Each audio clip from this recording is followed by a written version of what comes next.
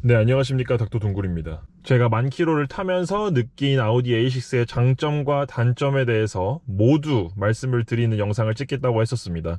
제가 이 차를 5월 초에 출고를 받았는데 9월 말인 지금까지 거의 한 5개월 정도 주행을 했죠. 5개월 동안 주행을 하면서 장점과 단점이 생각날 때마다 메모장에 적어서 이런 내용들을 말씀드려야겠다, 그런 생각을 하면서 계속 탔거든요. 그거를 오늘 총정리해서 말씀드린 영상입니다. 아마 좀 내용이 많아서 두 편으로 끊어서 나눠서 갈 것 같습니다. 자, 일단 여기 가운데 보시면 밑에서 두 번째 줄에 총 주행거리가 1369km라는 걸 확인하실 수가 있고요. 그럼 지금 계기판을 보는 김에 지금까지의 누적 연비는 몇이냐 하면은 위에 누적 주행 기록을 보시면 제가 중간에 한번 리셋을 했어서 8226km의 기록만 남아있는데 8000km를 타면서 누적 연비는 18.9, 그러니까 그냥 19라고 생각하시면 되죠. 참고로 제가 주로 주행하는 도로는 시내가 30%, 국도나 고가도로 같은 게 30% 정도 되고 또 30% 정도는 고속도로 주행이 됩니다. 신호등이 많은 시내, 국도, 고속도로 비율에서 1대1대1 정도로 주행을 했다고 생각하시면 되고, 아우디 A6 40TDI, 즉 디젤 모델로 연비는 18.9 정도로 굉장히 준수하게 나온다는 거, 이 점도 참고해 보시면 좋겠습니다. 자, 제가 말씀드릴 내용이 워낙 많다 보니까 조금 두서없이 들리실 수도 있지만 생각나는 대로 최대한 많은 장점과 단점을 전달해 드리도록 노력하겠습니다. 제가 말씀드리고 싶은 첫 번째 장점은 굉장히 특이한 기능인데요. 지금 제가 이렇게 360도 어라운드 뷰를 켜놨죠. 이 버튼을 누르면 어라운드 뷰가 이렇게 켜지게 되는데, 여기서 카메라를 후방으로 한 뒤에 메뉴 버튼을 누릅니다. 메뉴 버튼을 누르고 후방 카메라 청소 버튼을 누르면,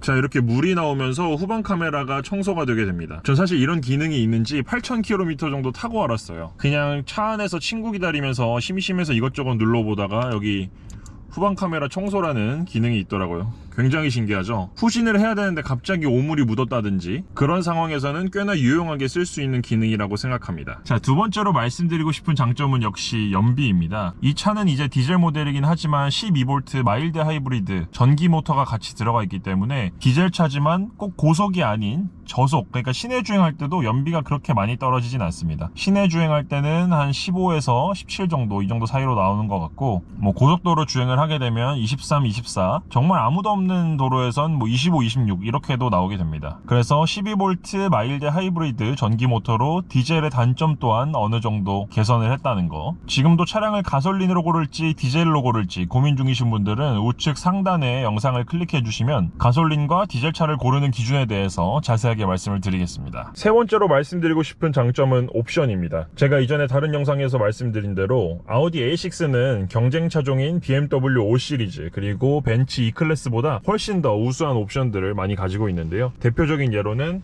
여기 통풍 시트,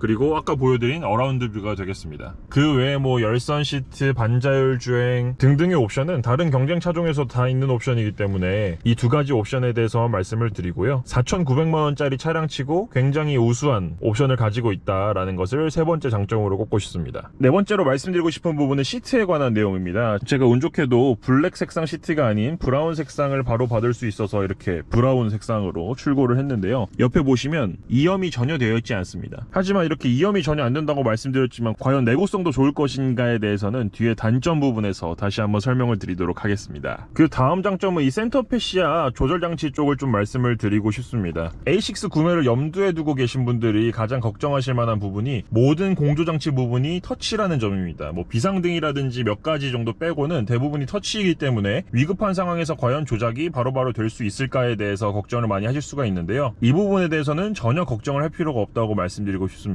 단순히 뭐 아이폰 갤럭시 같은 휴대폰 같은 느낌의 터치가 아니라 햅틱 터치 방식을 차용하고 있기 때문에 누르는 버튼감이 굉장히 뛰어나고, 따라서 제대로 눌렸는지 안 눌렸는지, 어디가 눌렸는지 대충 누르는 감을 가지고 파악을 할 수가 있습니다. 한 2, 3주 정도만 주행을 하게 되면 바로 적응을 하기 때문에 굳이 다른 데를 누를 가능성은 거의 없다고 보시면 되겠습니다. 다음으로 말씀드리고 싶은 부분은 아우디의 프리센스. 자, 이 버튼을 누르면 프리센스 버튼을 활성화시킬 수가 있는데요. 여기서 개별 설정을 누르면 이렇게 다양한 안전 설정을 확인할 수가 있는데요. 이 아우디 프리센스 같은 경우는 정말 도움을 많이 받았습니다. 예를 들어 고속도로나 국도에서 앞차가 급정거를 할 때 제가 조금이라도 브레이크를 늦게 밟으면 아우디에서 알아서 브레이크를 밟아주는 시스템이 아우디 프리센스입니다. 실제로 이건 굉장히 여러 번 큰 도움이 되었고, 다만 단점은 이 프리센스를 킨 상태에서 자동 세차를 하게 되면은 자동 세차 기계 안에서 본인도 모르게 아우디가 브레이크를 밟아버리는 경우가 있습니다. 그러면 이제 차가 이렇게 적당하게 지나가야 되는데 멈춰버려서 그런 세차 용품들과 부딪힌다든지 그런 것 때문에 유리가 깨지는 사고가 종종 있다고 하는데요. 저는 그래서 항상 세차를 하기 전에는, 특히 자동 세차를 하기 전에는 이 아우디 프리센스 버튼을 비활성화시키고 주차를 하시는 것을 추천드립니다. 자, 다음 장점은 지금은 잘 안 보이는데 바로 아우디의 장점, 라이트, 즉 앰비언트 라이트가 되겠죠. 자, 한번 밤으로 이동해 볼까요? 뿅! 정말 색깔이 영롱하죠. 이렇게 2열까지 앰비언트 라이트가 다 있다는 거. 그리고 저기 4개의 좌석 모두 이렇게 벨트를 꽂는 버클이 라이트가 들어온다는 거. 1열뿐만 아니라 2열까지 보이시죠? 역시 아우디는 조명회사입니다. 앰비언트 라이트는 이렇게 설정이 가능한데 기본 세팅되어 있는 색깔들도 있고, 아니면 본인이 원하는 대로 이렇게 두 줄을 각각 색깔을 변동할 수 있거든요. 각각에 대해서 밝기를 조절할 수 있고, 색상도 이런 식으로 한 줄마다 총 30여 가지의 색깔로 변동이 가능하기 때문에 총 바꿀 수 있는 경우의 수는 30 곱하기 30 해서 900가지라고 생각하시면 됩니다. 앰비언트 라이트는 뒷좌석에서 보면 대강 이런 느낌입니다. 1열, 그리고 2열까지.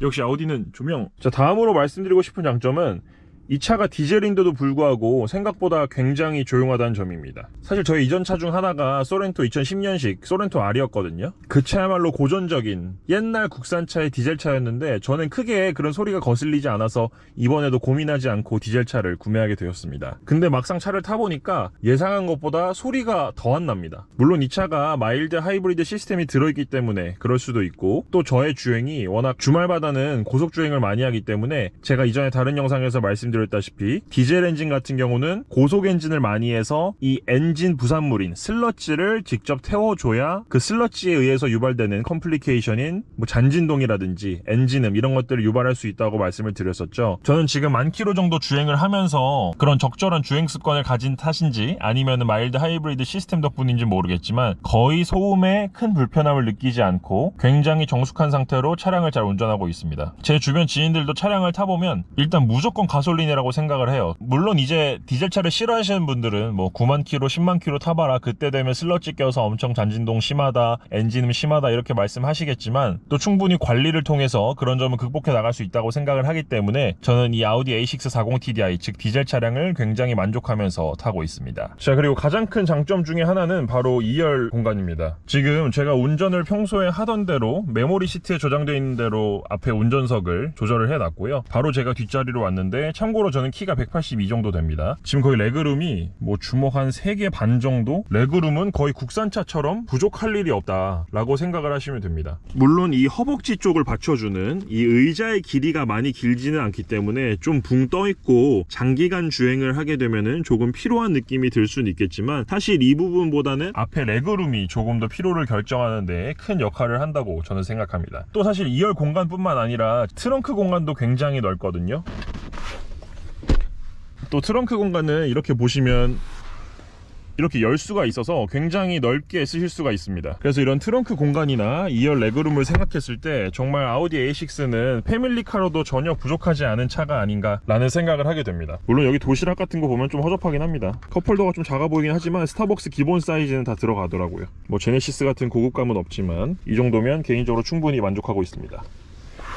또 2열도 이렇게 햅틱 터치로 공조장치가 잘 되어 있어서 뒤에 타 있는 사람도 차량에 대한 충분한 만족감을 얻을 수 있다고 생각합니다. 이렇게 바람이 나오는 방향이라든지 바람 세기, 온도까지 4존으로 조절이 가능하고, 열선 시트가 이렇게 3단계로 조절이 가능하고, 통풍 시트는 아쉽게도 없습니다. 자, 지금까지 아우디 A6의 장점에 대해서 말씀을 드렸고요. 다음 영상에서는 단점으로 찾아뵙도록 하겠습니다.